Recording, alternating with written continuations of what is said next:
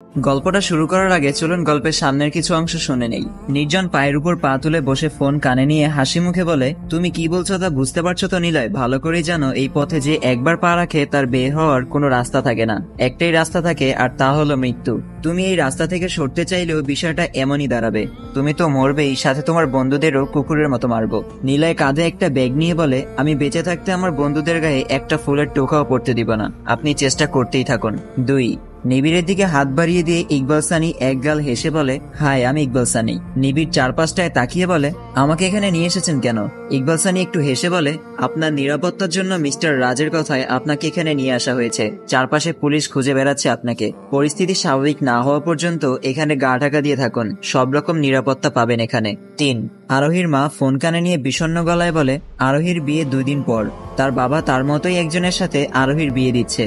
কয়দিন ধরে মেয়েটা অনেক পাগলামি করছে, ঘরের সব জিনিসপত্র ভাঙচুর করছে, আবার কখনো রুমে দরজা বন্ধ করে নীরবে কাঁদছে। পাগল হয়ে যাচ্ছে মেয়েটা। রাজ শান্তভাবে বলে, যা খুশি করতে দিন তাকে, শুধু খেয়াল রাখবেন সে যেন নিজের কোনো ক্ষতি না করে। ওর কিছু হবে না, সময় হলে পরিস্থিতি পাল্টে যাবে। 4।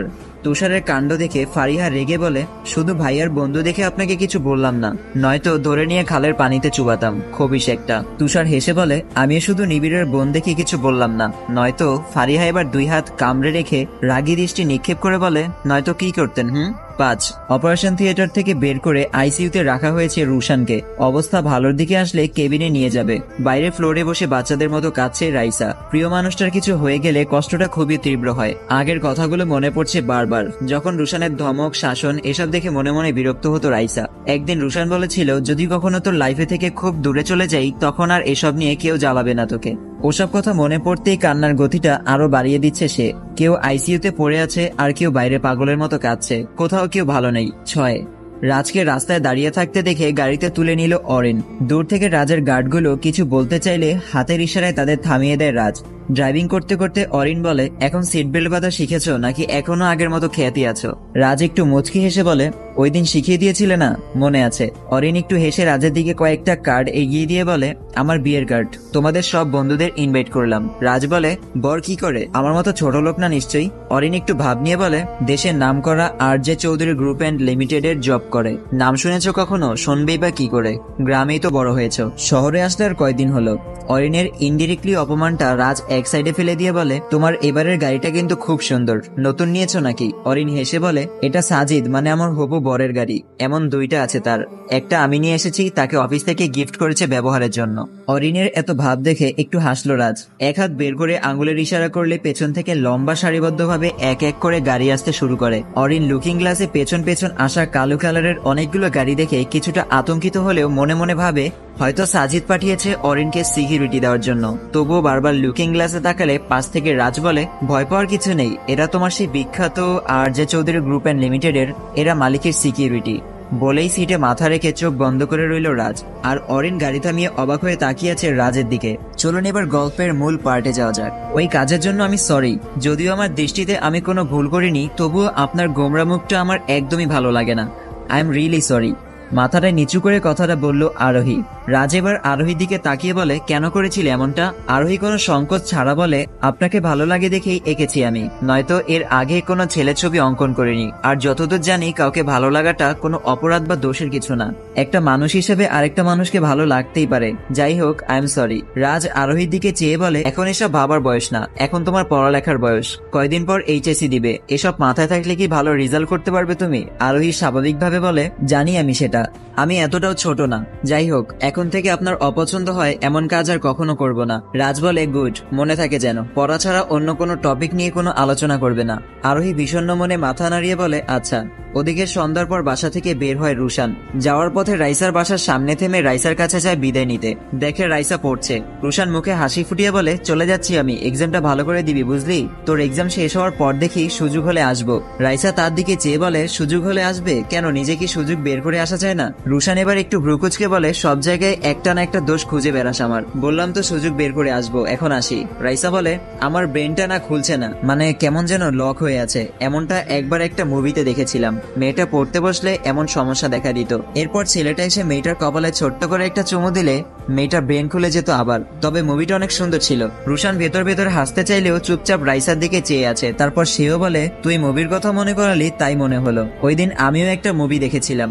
মেয়েটার এক্সাম চলছিল, তাই মাথায় অনেক পড়ার চাপ ছিল। তখন ছেলেটাও অনেকদিন পর মেয়েটার কাছে এসেছিল আর আবেগে মেয়েটার কপালে একটা চুমো দিয়েছিল। এরপর মেয়েটার পড়ার চাপ ও ছেলেটার চুমোর মিশ্রণে মেয়েটার ব্রেনে একটা বিষাক্ত প্রতিক্রিয়া তৈরি হয়েছিল, যার কারণে শেষমেশ বেচারি মেয়েটা পাগলই হয়ে গেল। রাইসা চোখ মুখ কুচকে কথাটা ঝেড়ে ফেলে দেওয়ার মতো করে বলল। রুশানও সিরিয়াস লুক নিয়ে বলে, এমনটাই হয়েছিল। এখন চুপচাপ পড়তে থাক। ঠিকঠাক ভাবে এক্সাম দিয়ে ভালো রেজাল্ট করতে পারলে এরপর তোর মুভির বাকি কাহিনীটা শোনাবো। এখন আসি, বাই। ভালো থাকিস আর নিজের যত্ন নিবি। আমি কিন্তু আন্টি ও রামিম ভাইয়ের কাছে ফোন দিয়ে খোঁজ নিব ঠিকঠাক ভাবে খাচ্ছিস ঘুমাচ্ছিস কিনা। রাতে বাসায় ফেরার পর দেখে সবাই কোথাও যাওয়ার জন্য প্রস্তুতি নিচ্ছে, এমনকি ফরিদ আন্টিও। রাজকে দেখে ফরিদ আন্টি বলে, এসেছো? তোমার জন্যই বসেছিলাম। আজ এত দেরি করলে ফিরলে যে? সবার কাজে রাজ কিছুটা অবাক হলেও ফরিদা আন্টির কথায় বলে, একটু কাজ ছিল তাই লেট হয়েছে। বাট এত রাতে আপনারা সবাই কোথায় যাচ্ছেন? পাশ থেকে তুষার বলে, নিবিড়ের হবু শ্বশুর বাড়ি যাচ্ছি। তোমাকে ছাড়া বরপক্ষ মিলছে না, তাই বসে আছি এতক্ষণ। কিছু না বুঝে একটা ভ্রু কুঁচকাল রাজ। ফরিদা আন্টি হেসে বলে, আরে সে মজা করেছে। নীলার বাবা ওদের বাসায় ডিনার করার জন্য দাওয়াত দিয়েছে সবাইকে, তাই সেখানে যাচ্ছি। রুশান তো নেই, আমরা 5 জনই যাচ্ছি। রাজ এবার বিষয়টা বুঝতে পেরে ফ্রেশ হয়ে রেডি হয়ে আসলো। এদিকে ফলমূল ও মিষ্টির প্যাকেটগুলো তুষারের হাতে চাপিয়ে দিয়েছে। নিলয় তো নেওয়ার ভয়ে ফরিদান্টির সাথে আগে আগে হাঁটা ধরেছে, আর নিবিড়ও ফোন কানে ধরে আছে। কথা বলছে নাকি সবাইকে দেখাচ্ছে তা তুষার বুঝতে পারছে না। নিবিড় সামনে গিয়ে বলে, দেখ ভাই, তোর হবু শ্বশুর বাড়ি যাচ্ছি, এগুলোর মাঝে কিছুটা তুই নে। সবগুলো নিলে আমার হাত ব্যথা হয়ে যাবে। কিন্তু নিবিড় তাকে কোনো পাত্তা না দিয়ে ফোন কানে ধরা অবস্থায় ওদের সাথে হাঁটা ধরে। মনে একটু বিরক্ত হলো তুষার। কি আশ্চর্য, সবাই তাকে গাদা পেয়েছে নাকি? যে গাদার পিঠে ধরিয়ে দিলাম আর সেগুলো বই চললো। এই বাড়িতে গিয়ে সব নীলার হাতে দিয়ে সোফায় বসে পড়ে তুষার। নীলাকে ইশারায় বলে 1 গ্লাস পানি নিয়ে আসতে। নীলার বাবা ফরিদান্টির দিকে চেয়ে বলে, আমরা তোর প্রতিবেশী, দূরের কেউ না, অযথা এত কিছু আনার কি দরকার ছিল? ফরিদান্টি হেসে বলে, কোথায় এত কিছু, সামান্য কিছু আনলাম মেয়েটার জন্য। নীলার বাবা একটু রসিকতা করতে বলে, ও তার মানে শুধু মেয়েটার জন্য এনেছেন, আমার জন্য না, তাই তো? ফরিদান্টিও হেসে বলে, আপনিও খুব রসিক মানুষ। তাদের মতো কথা বলছে তারা। তুষার বসে আছে চুপচাপ। নীলার একটা বোন বা কাজিন থাকলেও একটু গল্প করা যেত। নীলাকে পানির কথা বলেছে, তার এখনো খবরই নেই। তাই উঠে নীলার কাছে গেলে দেখে নীলা শরবত বানাচ্ছে। তুষার তা দেখে বলে, এখন আবার শরবতের দরকার কি? চাইছিলাম একটু পানি, এরপর না হয় ডিরেক্ট খাবার খেয়ে নিতাম। নীলা বলে, পানির চেয়েও তো শরবত আরো ভালো। তুষার এবার নীলার দিকে চেয়ে প্রশ্ন করে, আচ্ছা তোমার কোনো কাজিন সমিতি নেই? মানে ছেলে মেয়ে মিলিয়ে মেয়েগুলো একটু সুন্দর সুন্দর হবে, এমন কোনো কাজিন সমিতি নেই? নীলা একটু ভ্রুকুচকে বলে, সমিতি? পেছন থেকে নিবিড় বলে, তুষার তুই কি জীবনে ভালো হবি না? ওর কোনো কাজিন নেই, আর তুই এখানে কি করছিস? তুষার হেসে বলে, এমনি ভাবির সাথে গল্প করছি। নিবিড় একটু হেসে তুষারের কানের কাছে বিড়বিড় করে বলে, গল্প করতে এসে কাজিন খুঁজছিস? তুই তো মান সম্মান কিচ্ছু রাখবি না। এক কাজ কর, তোকে ফরিদান্টি ডাকছে, গিয়ে দেখ কি বলে। এদিকে রুশান বাসায় এসে দেখে বাইরের থেকে তালা দেওয়া। সবাই কোথায় গেল? রুশান ফোন বের করে কল দিতে গেলে দেখে সবাই গেট দিয়ে নিজেদের মাঝে হাসাহাসি করতে করতে ভেতরে ঢুকছে। রুশান অবাক হয়ে প্রশ্ন করে, কোথায় গিয়েছিল সবাই? ফরিদান্টি অবাক হয়ে বলে, কখন এলে তুমি? আসার সময় তো ফোনও দিলে না। রুশান বলে, তাড়াহুড়ো করতে গিয়ে আর ফোন দেওয়া হয়নি, ভেবেছি একেবারে এসেই কথা বলবো। বাট আপনারা দল বেঁধে কোথায় গিয়েছিলেন? নীলাদের বাসায় দাওয়াত ছিল, তুমি আসবে জানলে তো তোমার জন্য অপেক্ষা করতাম। রুশান একটু মুচকি এসে বলে, সমস্যা নেই আন্টি, আমি বাইরে থেকে খেয়ে নিয়েছি, এখন ভেতরে চলুন। বিকেলে বাড়ির সামনে একটা দোকানের সামনে চা হাতে আড্ডা দিচ্ছিল তারা 5 বন্ধু। এমন সময় বাইক নিয়ে ওই রাস্তা দিয়ে যাচ্ছিল সেদিন কলেজে ফাঁপড় দেওয়া অরিনের সেই কাজিনটা।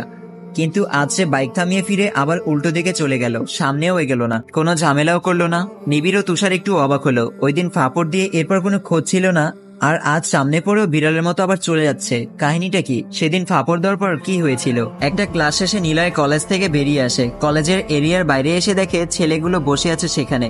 নিলয়কে দেখে উঠে দাঁড়ালো ছেলেগুলো। তাদের অঙ্গি ভঙ্গি দেখে মনে হচ্ছে এখনই নিলয়কে পিষে ফেলবে তারা। এমন সময় একটা কার এসে নিলয়ের সামনে দাঁড়ালো। ওখান থেকে একটা ছেলে বের হলে নিলয় ছেলেটার কোমর থেকে পিস্তলটা নিয়ে এগিয়ে গিয়ে অরিনের কাজিনটার কলার চেপে ধরে বলে, গেটের বাইরে আসলে কি যেন করবি বলেছিলি, এখন কর। আমার সামনে ভাইগিরি মারাস না, চিনোস আমারে? ভাইগিরি একেবারে রোল করে পেছন দিয়ে ছেলেটা হা করে চেয়ে আছে নিলয়ের দিকে। নিলয় আবার বলে, এরপর মানুষ চিনে কথা বলবি, শুধু অরিনের কাজিন দেখে বেঁচে গেলি। আজ যা করেছিস অনেক করেছিস, এখন আমি উল্টাপাল্টা কিছু করার আগে এখান থেকে কেটে পড়, না হলে। ছেলেটা এবার নিজে ছাড়িয়ে বাইকে উঠে নিলয়ের দিকে কিছুক্ষণ চেয়ে চলে গেল সেখান থেকে। এরপর আর ছেলেটাকে দেখাই যায়নি।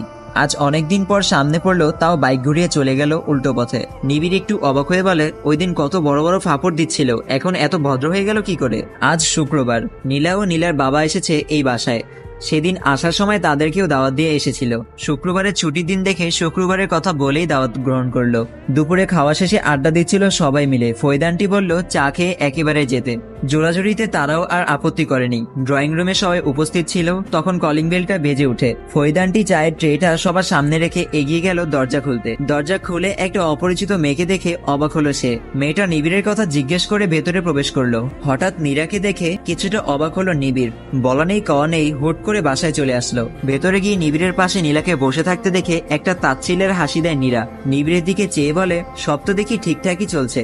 তো মিস্টার নিবিড়, আমার জীবনের সর্বনাশ করে অন্য একটা মেয়েকে নিয়ে ঘর বাঁধার স্বপ্ন দেখাটা কি ঠিক করলে বলো? পাশ থেকে ফৈদানটি রেগে বলে, এই মেয়ে কে তুমি? এমন বেয়াদবের মতো আচরণ করছো কেন? বাড়িতে গেস্ট এসেছে দেখতে পাচ্ছ না? নীরা একটু হেসে বলে, আমি কে সেটা নিবিড়কে জিজ্ঞেস করুন। আমি তার অনাগত সন্তানের মা। উপস্থিত সবার চোখ এবার নিবিড়ের দিকে পড়লো। নিবিড়ের মাথায় যেন আকাশ ভেঙে পড়লো। কি বলছে এই মেয়ে? এই মেয়ের সাথে নিবিড়ের রিলেশন ছিল মাত্রই ফোনে কথা বলা আর মাঝে মাঝে দেখা করা পর্যন্ত। কখনো বাজেভাবে কাউকে স্পর্শও করেনি সে। তাহলে নীরা এমন অদ্ভুত কথা কিভাবে বলছে? নীরা এবার সবার দিকে চেয়ে বলে, কারো বিশ্বাস হচ্ছে না তাই তো? এই নিন ডিএনএ রিপোর্ট। বলেই ফৈদানটির দিকে রিপোর্টটা এগিয়ে দেয় নীরা। ফৈদানটি রিপোর্টটা চেয়ে এবার নিবিড়ের দিকে তাকিয়ে থাকে খুব রাগী দৃষ্টিতে। রিপোর্টে পরিষ্কার বোঝা যাচ্ছে নীরার অনাগত সন্তানের বাবা নিবিড়। উপস্থিত সবাই হাঁ হয়ে তাকিয়ে আছে অবাক ভঙ্গিতে। নিবিড় নিজেও বিষয়টা বুঝে উঠতে পারছে না। পাশ থেকে নীলা নিবিড়ের এক হাতের বাহু ধরে ঝাঁকি দিয়ে বলে, এসব কি নিবিড়? এতক্ষণ ব্যাক্যের হয়ে থাকে নিবিড়ের হুঁশ ফিরে আসে নীলার ঝাঁকুনিতে। নীরার দিকে চেয়ে বলে, তোমার সাথে আমার রিলেশন ছিল এটা সত্যি, ব্রেকআপও হয়েছে, কিন্তু তুমি যে এমন একটা নাটক সাজিয়ে সবার সামনে আমাকে এতটা ছোট করবে তা কখনো কল্পনাও করিনি আমি। বিষয়টা লজ্জাজনক হলেও বলতে বাধ্য হচ্ছি, আমাদের মাঝে এমন কিছুই হয়নি যে তোমার বাচ্চার বাবা হতে হবে আমাকে। নীরা কিছু বলার আগে ফৈদানটি এতক্ষণ জমিয়ে রাখা রাগ নিয়ে নিবিড়ের গালে একটা চর বসিয়ে দেয়। তারপর রিপোর্টটা সামনে ধরে বলে, তাহলে এটা কি? এদিকে নীলার বাবা নীলার হাত ধরে সোজা বাইরের দিকে হাঁটা ধরেছে। পেছন ফিরে নিবিড়ের দিকে তাকিয়ে থাকা অবস্থায় বাবার সাথে বাইরে চলে গেল নীলা। সবকিছু তো ঠিকঠাকই ছিল, তাহলে নতুন করে এত ঝামেলা তৈরি হওয়া কি খুব বেশি জরুরি ছিল? ফৈদানটি গম্ভীর মুখে বলে, তোমার থেকে এমনটা আশা করিনি আমি। নিজের ছেলের মতো ভাবতাম তোমায়, বাট তুমি যে এমন জঘন্য কাজ করবে তা আমার কল্পনাতেই আসেনি। আর এমনটা করেই ফেলেছো তো নীলাকে তোমার সাথে জড়ানোর কি প্রয়োজন ছিল? নিবিড় অস্থির হয়ে সবাইকে বোঝাতে চাইছে যে এসবের কিছুই জানে না, বাট নীরা সব রিপোর্ট সাথে নিয়েই এসেছে। এখন নিবিড়ের মুখের কথা কারোরই বিশ্বাসযোগ্য নয়। এদিকে তুষার এক মনে দুই হাত মাথায় দিয়ে জিভে কামড় দিয়ে দাঁড়িয়ে আছে। সবার নীরবতা দেখে নিবিড়ের দিকে চেয়ে বলে, ভাই আমাকে তো কখনো কিছু বললি না, এতই পর ভাবিস আমায়? নিবিড় কিছু বলার আগে নীরা কাদু কাদু স্বরে বলে, আমাকে বাসা থেকে বের করে দিয়েছে এসব শোনার পর। এখন নিবিড় মুখ ফিরিয়ে নিলে আমার আত্মহত্যা করা ছাড়া কোনো উপায়ই থাকবে না আন্টি। ফরিদ আন্টি কিছু না বলে চুপচাপ সোফায় গিয়ে বসলো। রুশান রাজ দুজনই একপাশে দাঁড়িয়ে আছে। নীলাই এতক্ষণ চেয়ে থেকে এখন বলে, তোকে আগেই সাবধান করেছিলাম যে শেষে কোনো না কোনো ঝামেলায় পড়বি, এখন ঠেলা সামলা। এর মাঝে নীরা হুট করে নিবিড়ের পা চেপে ধরে বলে, প্লিজ তুমি আর মিথ্যা বলো না, আমার জীবনটা এভাবে নষ্ট করে দিও না তুমি, না হলে আমার মরণ ছাড়া আর কোনো রাস্তা থাকবে না। ফৈদানটি কপালে হাত রেখে রুশানের দিকে চেয়ে বলে, ওদের নাটক বন্ধ করতে বলো, আর দুজনকেই আমার চোখের সামনে থেকে সরাও। ওদের নোংরা মুখও আমার দেখতে ভালো লাগছে না। রুশান এবার পরিস্থিতি শান্ত করতে বলে, নীরাকে নিয়ে রুমে যা তুই। কথায় কথা বাড়ে। নিবিড় হতাশার মতো করে বলে, যেখানে আমি কিছু জানি না সেখানে আমি কি করে অন্য একটা মেয়ের দায়িত্ব নিতে যাব? রুশান তাকে থামিয়ে দিয়ে বলে, তোদের মাঝে কি সত্য কি মিথ্যা ওটা নিয়ে এখন সবাই কনফিউজড। এখন চুপচাপ ভেতরে যা, পরেরটা পরে দেখা যাবে। ছি ছি ছি, আমার মেয়ে হয়ে এমন একটা ছেলেকে পছন্দ করেছিলি তুই? লজ্জায় মাথা কাটা যাচ্ছে আমার। বাবার এমন কথার কোনো উত্তর খুঁজে পেল না নীলা। সে নিজেই তো এখন নিজের ভেতরের প্রশ্নগুলোর উত্তর খুঁজে পাচ্ছে না। নীলার বাবা কড়াভাবে বলে দেয় যে আজ থেকে যেন ওই ছেলের আশেপাশেও নীলা না যায়। নীলা কিছুই বলছে না আজ। সে নিজেও আজ অনেক বড় সারপ্রাইজড হয়েছে। ওদিকে রুশানের কয়েকটা ছবি সামনে নিয়ে বসে আছে পিন্টু, যেগুলো দূর থেকে লুকিয়ে ক্যামেরাবন্দি করছিল সে। রাতের বেলায় সবাই বসে আছে একসাথে। সেই মুহূর্তে নিলয়ের ফোনে মেসেজের শব্দ আসে। রাজ পাশে তাকিয়ে দেখে ফোনের স্ক্রিনে লেখা, Prince Pintu sent a photo. এর মাঝে নিলয় ফোনটা হাতে তুলে নিয়ে মেসেজটা ফোনের স্ক্রিন থেকে সরিয়ে আগের ধ্যানে বসে সে। একটু পর উঠে ব্যালকনিতে চলে যায় সে। মেসেজটা অন করে দেখে রুশানের একটা ছবি পাঠিয়েছে পিন্টু। নিলয় অবাক হলো কিছুটা। রুশানের ব্যাপারে পিন্টু কিভাবে জানলো? যাই হোক, এখন এসব প্রশ্ন মাথায় আনলে চলবে না, ঠান্ডা মাথায় বিষয়টা হ্যান্ডেল করতে হবে। এই পিকার তথ্য পিন্টু থেকে নির্জনের কাছে কোনোভাবেই পৌঁছে গেলে নিলয়কেই বলবে রুশানকে পেলে দিতে। বন্ধুদের মাঝে তৈরি হবে অনেক ঝামেলা, যেটা সে কখনোই চায় না। তাই তাড়াতাড়ি ছাদে চলে গিয়ে পিন্টুকে ফোন দেয় নিলয়। না জানার মতো করে প্রশ্ন করে, এটা কার ছবি পাঠিয়েছো? ওপাশ থেকে পিন্টু বলে, ভাই এই সেই ছেলে যে আমাদের এতগুলো লোককে মেরেছে। যদিও নিলয় জানে, তবুও বলল, তুমি কি শিওর? পিন্টু বলে, ভাই আমি পুরোপুরি শিওর হয়ে বলছি। অনেকদিন ধরে এই বিষয়টা নিয়ে পড়েছিলাম, শুধু কোন লোক এটা খুঁজে বের করতে। ফাইনালি বের করেও নিয়েছি। নিলয় সিরিয়াস ভাবে বলে, এই ব্যাপারে আর কে কে জানে? পিন্টু বলে, আমি ছাড়া কাউকে বলিনি এখনো। পিন্টু বলে, আপনি ছাড়া কাউকে বলিনি এখনো। নিলয় একটা স্বস্তির নিঃশ্বাস ছেড়ে বলে, কাউকে বলার দরকার নেই, এতে ঝামেলা বাড়বে আরো। এসব ছোটখাটো বিষয়গুলো আমরাই সামলে নিব। পিন্টু একটু অমত করে বলে, ভাই আমার কাছে তো এটা ছোটখাটো মনে হচ্ছে না। বসকে এই ব্যাপারে জানালে রাতের মাঝেই ওই ছেলেকে শেষ করে দিবে। এমন পথের কাঁটা যত তাড়াতাড়ি সম্ভব সরিয়ে ফেলা ভালো। নিলয় এবার রাগী গলায় বলে, আমি কি তোমার সাথে কথা বলছি নাকি ফাজলামি করছি? ভালো খারাপ বোঝার মতো যথেষ্ট জ্ঞান আমার আছে, তোমার থেকে নিতে হবে না সেটা। তোমাকে যেটা বলেছি সেটাই করবে, শুধু আমার আগে আগে হাঁটার চেষ্টা করবে না। কথাটা গায়ে লাগলো পিন্টুর, তাই আর কিছু না বলে শান্তভাবে বলে, আচ্ছা ঠিক আছে। নিবিড়ের রুমে শুয়ে আছে নীরা, আর অন্য রুমে বাকিদের সাথে বসে আছে নিবিড়। নিলয় ছাদ থেকে ফিরে সবার সাথে যোগ দেয়। তুষার গালে হাত দিয়ে প্রশ্ন করলো, মামা কেমনে করলি এটা? তুষারের কথায় নিবিড় সিরিয়াস লুক নিয়ে বলে, আমি বিপদে পড়েছি আর তোর কাছে সব ফান মনে হচ্ছে। পাশ থেকে রুশান বলে, আচ্ছা তোদের কাহিনীটা আমাকে খুলে বলতো। নিবিড় বলতে শুরু করে, হুট করে ওর সাথে পরিচয় হয়েছিল, এরপর চ্যাটিং, ফোনালাপ এসব করে সময় কাটাতাম। 3বার দেখা করে টাকা নিয়েছিলাম 26,000, এর চেয়ে বেশি কিছু না। এরপর তো এক রাতেই সবার সাথে ব্রেকআপ হয়ে গেল। ভাই প্রয়োজনে ওর সব টাকা ফেরত দিব, আরো 4,000 টাকা বাড়িয়ে 30,000 টাকা ফেরত দিব, তবুও আমার আর নীলার জীবন থেকে সরে যেতে বল প্লিজ। পাশ থেকে নিলয় বলে, এখন বললেই কি সব হবে? মেয়েটা সব প্রমাণ নিয়ে এসেছে, এখন তোর মুখের কথা কেউই বিশ্বাস করবে না। আর মেয়েটাকে তার বাসা থেকেও বের করে দিয়েছে, এখন তুইও ফিরিয়ে দিলে অনেক কিছু ঘটে যেতে পারে। মেয়েটা আত্মহত্যাও করতে পারে, অথবা এসব রিপোর্ট নিয়ে তোর বিরুদ্ধে মামলাও করতে পারে। সবচেয়ে বড় বিষয় হলো মেয়েটা জীবনে একেবারে নষ্টের পথে চলে যাবে। তাছাড়া তুই নিজেও কি নিজের সন্তানকে ফেলে দিতে পারবি? হয়তো আমাদের সামনে লজ্জায় কিছু বলছিস না, কিন্তু এখন সব ফাঁস হয়েই গেছে, তোর এসব লোকলজ্জা কোনো কাজে আসবে না। নিবিড় আবারও হতাশার ভঙ্গিতে বলে, ভাই তোরা বন্ধু হয়ে আমাকে না বুঝলে আমি কার কাছে এসব বোঝাতে যাব বল? পাশ থেকে তুষার আবার বলে উঠে, আমি ভাবছি হাওয়ার উপর একটা মেয়ে কিভাবে প্রেগনেন্ট হয়, তোর কোনো অদৃশ্য শক্তি আছে নাকি? নিবিড়ের এমনিতেই মাথা গরম হয়ে আছে, তার উপর তুষারের এমন ফাজলামি দেখে রেগে বলে, তোরে শালা এবার জুতা খুলে মারমু। সেই সময়টায় নীরা সেখানে এসে নিবিড়কে ডাক দিল। নিবিড় উঠে নীরাকে পাশের রুমে নিয়ে যায়। এমনিতেই আজ মাথা গরম হয়ে আছে প্রচুর। রাগের মাথায় নীরা চুলের মুঠি চেপে ধরে বলে, কোন উদ্দেশ্যে আবার আমার লাইফে আসলি তুই? আমার আর নীলার মাঝে কেন ঢুকলি তুই? ভেবেছি আগে যাই করি ভবিষ্যৎ জীবনটা সবার প্রিয় হয়ে কাটাবো, সব ঠিকঠাকই ছিল। এর মাঝে কেন তুই এমন নোংরা অপবাদ তুলে আমার সবার কাছে খারাপ ও অপ্রিয় করে তুললি? নীরা অসহায়ের মতো করে বলে, এটা তোমারই সন্তান নিবিড়, বিশ্বাস করো আমি একটুও মিথ্যা বলছি না। নিবিড় বিরক্ত হলে নীরা আবার বলে, আচ্ছা তুমি বলো, এসব যদি মিথ্যা হয় তাহলে আমার প্রেগনেন্সি রিপোর্ট ও ডিএনএ রিপোর্ট কি মিথ্যা? দেখো নিবিড়, তুমি এখন অস্বীকার করলে কেউই বিশ্বাস করবে না। আমার কাছে সব প্রমাণ আছে, আর তুমি অস্বীকার করলেও আমি সুইসাইড করব, আর সুইসাইড নোটে সবটা লিখে রেখে যাব, সাথে এই রিপোর্টগুলোও থাকবে। নিবিড় এবার সন্দেহজনক লুক নিয়ে বলে, তুমি আসলে চাওটা কি? নীরা সহজভাবেই বলে, আমি চাই আমাদের সন্তান আমাদের হাত ধরেই পৃথিবীতে আসুক, আর আমাদের সাথেই বড় হোক একসাথে। নিবিড় আর কিছু না বলে বিছানায় বসে রইল স্থির হয়ে। কি হচ্ছে এসব? সব যেন মাথার উপর দিয়ে যাচ্ছে। ফৈদানটি খুব কঠোরভাবে বলে দিয়েছে এদের দুজনের মুখও দেখতে চায় না সে। রাত পার হয়ে সকাল হলেই নিজের রাস্তা খুঁজে নিতে হবে। ফৈদানটির এমন কঠোর ভাব এর আগে কারো চোখে পড়েনি, তাই বাকিরা বিষয়টা বুঝালেও তিনি কিছু শুনতে চায় না এই বিষয়ে। পরদিন নিবিড় না চাইলেও নীরার সাথে বেরিয়ে যাচ্ছে এই বাড়ি থেকে। কি বা করার আছে? কাউকে কিছু বোঝাতেও পারে না সে নিজেও বুঝতে পারছে না বিষয়টা কোথায় গিয়ে দাঁড়াচ্ছে। ঠান্ডা মাথায় করতে হবে সব। ফৈদানটির কাছে বিদায় নিতে গেলেও তিনি মুখ ফুরিয়ে নিলেন। গেট পেরিয়ে বাইরে আসলে রাজ পেছন থেকে ডেকে বলে, নিবিড় শোনো, ঢাকায় আমার একজন রিলেটিভ আছে, তাকে সব বুঝিয়ে বলে রেখেছি আমি। যতদিন বিষয়টার একটা সমাধান না হবে ততদিন তার বাসায় থাকবে। এদিকে দেখি তোমার প্রিয় ফৈদানটির মন গলাতে পারে কিনা। আর নিজেদের খেয়াল রাখবে। সব সন্তানেরই অধিকার আছে বাবা মায়ের সঙ্গ নিয়ে বড় হওয়ার। লাইফে বাবা মা কতটা প্রয়োজন তা তুমি ভালো করেই জানো। তুমি কি চাও তোমার মতো এমন কষ্ট নিয়ে তোমার ছেলেও বড় হোক? নিশ্চয়ই চাইবে না, কোনো বাবা মাই এমনটা চায় না। তাই এটা কষ্টকর হলেও মানিয়ে নাও, তোমারই তো সন্তান। নিবিড়ের মনটা বিষণ্ণ হলেও নীরার চোখে মুখে খুশির আভাস ভেসে আছে।